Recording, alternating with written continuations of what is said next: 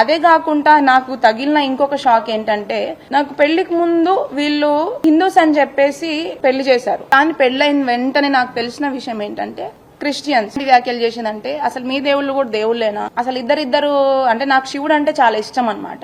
ఎప్పటి నుంచో, చిన్నప్పటి నుంచి. నేను అక్కడ కూడా వెళ్ళిన తర్వాత ఆ దేవుడినే పూజించుకున్నాను. ఆ దేవుళ్ళ గురించి కూడా అసలు ఇద్దరిద్దరు వైఫ్లు ఉంటారు, ఇద్దరిద్దరు పిల్లలు ఉంటారు, వాళ్ళకు కూడా అన్ని మనుషుల్లాగానే అన్ని ఉన్నాయి. అసలు వాళ్ళ దేవుళ్ళు ఎట్లయితారమ్మా?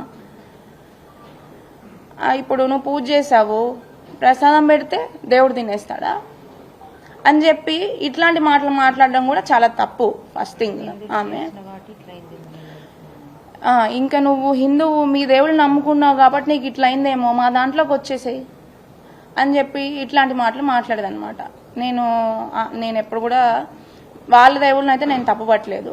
ఎవరి దేవుడు వాళ్ళకి, ఎవరి దేవుళ్ళు వాళ్ళకే గొప్ప. నేను మీ దేవుడిని రెస్పెక్ట్ చేస్తాను, మీరు మా దేవుడిని కూడా అంతే రెస్పెక్ట్ చేయాలని చెప్పి నేను అనుకునేదాన్ని. అయితే పెళ్ళైన తర్వాత కూడా